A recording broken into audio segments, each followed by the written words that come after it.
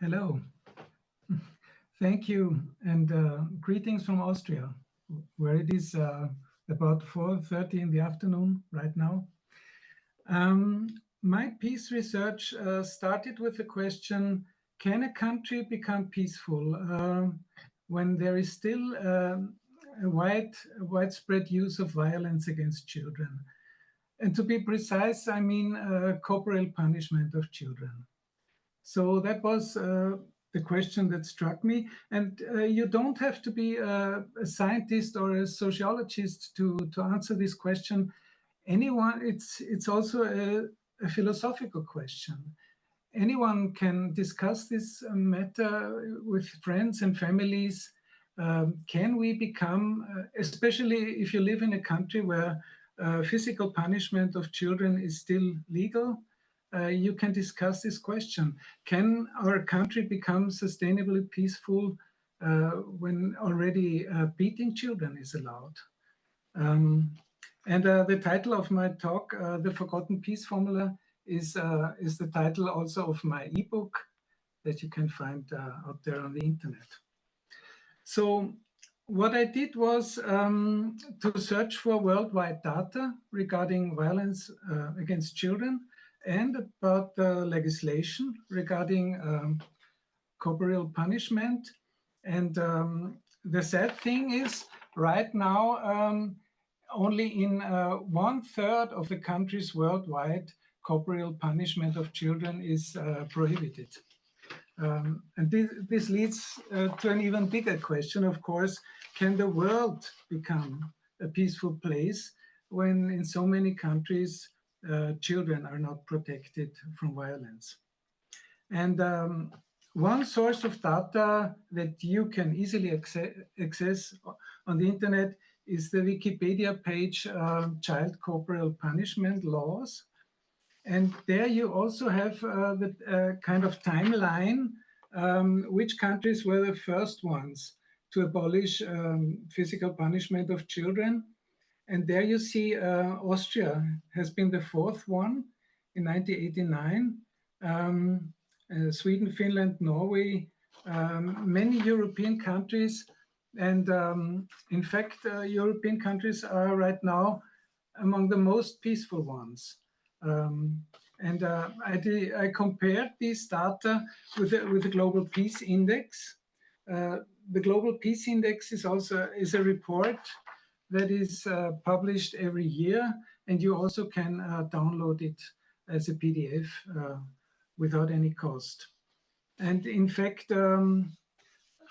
Austria is right now the is ranked fourth on this Global Peace Index.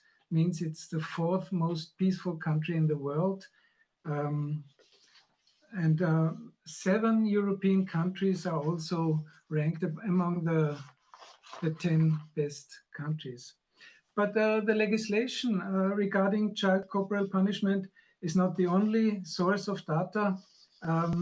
I also needed data regarding the real violence against children.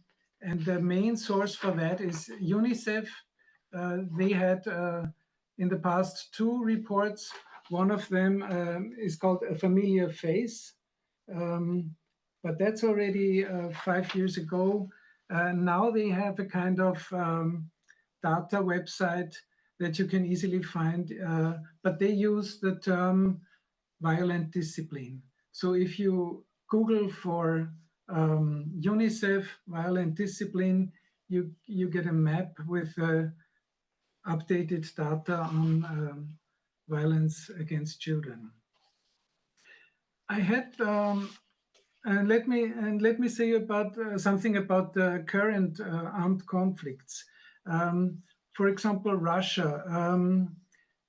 In my opinion, there has been a psychological prologue to the attack of Russia on Ukraine, because in the year of 2017, the Russian Duma, which is some kind of governmental, I don't know if you could call it parliament, they decided to lower the laws regarding child corporal punishment and regarding violence against women. So some years before the attack on Ukraine, in my opinion, there has been a kind of brutalization within Russia. And if you look at the other current armed conflicts in the world, Afghanistan has no ban of corporal punishment.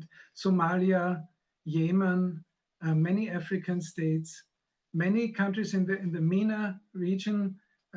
MENA is the short term for Middle East and North Africa.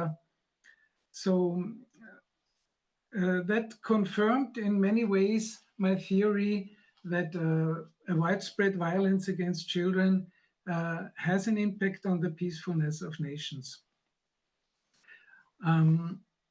But I have to admit, the linkage was not as clear as I hoped it would be. And but I found an answer for this problem. It takes a generation. It takes about 20 or 30 years until a generation that has grown up without any violence in childhood grows up and comes into political power. Then I had some criticism from colleagues who said, well, Franz, maybe there are other factors regarding the peacefulness of nations. Of course, that is true, but I once again tried to find psychological factors. And I created what I call the culture of violence scale, where I included additional items. I examined the laws regarding torture, so which countries still practice torture, which countries have capital punishment, which countries still allow violence against women, marital rape, and the punishment of homosexuals, and judicial corporal punishment. That means punishment in the prisons. By the way, there seem to be some countries where children can be punished in prisons through physical punishment. That's a real tragedy, I think. But let me tell you something about the process of coming there. Of course, I was looking for literature. Who else has done research about the impact of childhood on politics, on wars? And then the first book that really caught me was by Alice Miller, For Your Own Good. Alice Miller is a very famous author, best-selling author. I think everybody who is dealing with violence against children should read her books. And in this book, For Your Own Good, she examined the childhood of Adolf Hitler.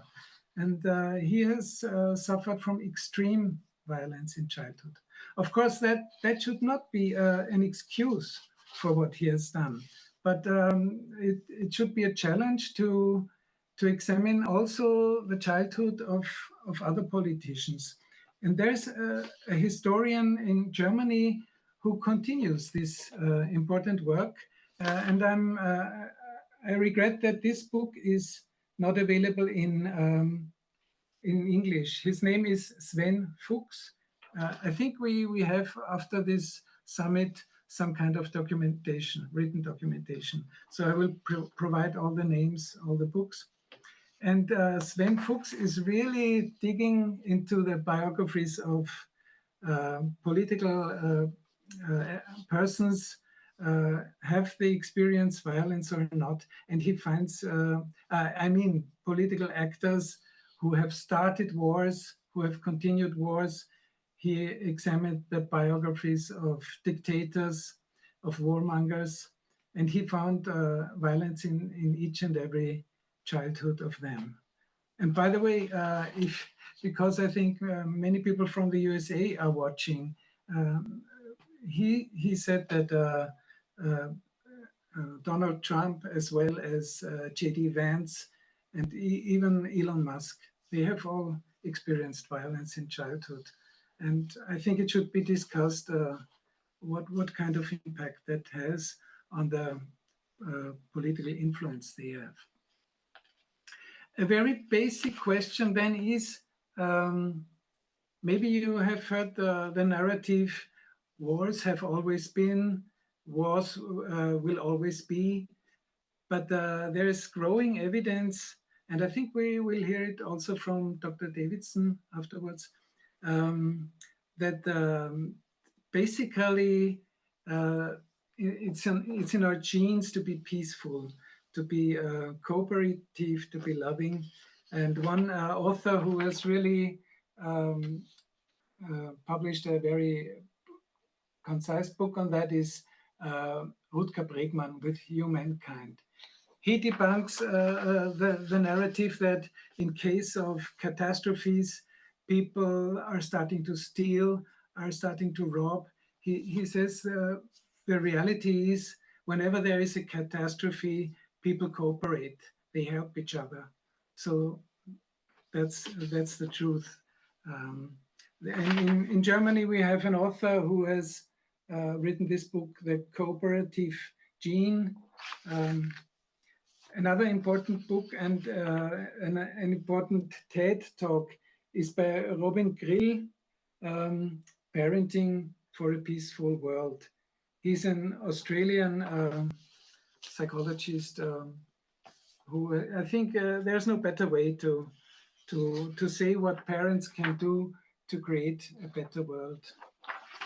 And by the way, if someone is listening from a country, in a country where there is a very authoritarian regime, where you don't have much chances to change the political situation, I think the one thing you still can do is start to raise children without violence, to sow the seed of peacefulness, at least in the family, right? And then there is literature about the training of soldiers. Yeah? Colonel David Grossman wrote this book in which he says that, in fact, it is very hard to train soldiers to really kill another person. They would do anything not to shoot as another person, which shows the empathy they really have, that every person has. Another confirmation of violence in childhood and violence as an adult comes from criminal sociology, criminal psychology. Jonathan Pincus has written this book after interviewing delinquents, criminals in prisons, and he has found violence in every childhood of these persons. A very good approach and research platform is the Early Childhood Peace Consortium. And on this page, you can also see a recent report about the transgenerational trauma of violence in childhood. That is, of course, another horrible thing that it has to do with epigenetics, that trauma really is transferred to the next generation and even maybe 2 generations afterwards. Then already in the 1950s of the last century, there was this book, The Authoritarian Personality. Some authors have tried to find out why did so many people follow Hitler? And they made a lot of interviews and basically found out that it is a strict parenting style that was common back at that time, which leads to the effect that these persons want again a strong leader in the country, the political system. And there's a similar book about the USA, which is called Raised to Rage by Michael Milburn and Cherie Conrad. So they, from the data I know, violence against children is relatively high in the USA, and there is no legal ban for regarding corporal punishment there. Then another author in the USA has coined the term the strict father model. This is from Wikipedia. It's George Lakoff, and he basically says the same. Some people who have experienced strict parenting are longing for a strict political leader. I'm not sure if my time is running out. So basically, what my main message is, if everyone who wants peace must stand up for legal ban of corporal punishment. And there is this great website, End Corporal Punishment. You can easily find it. They are the most important website for this issue.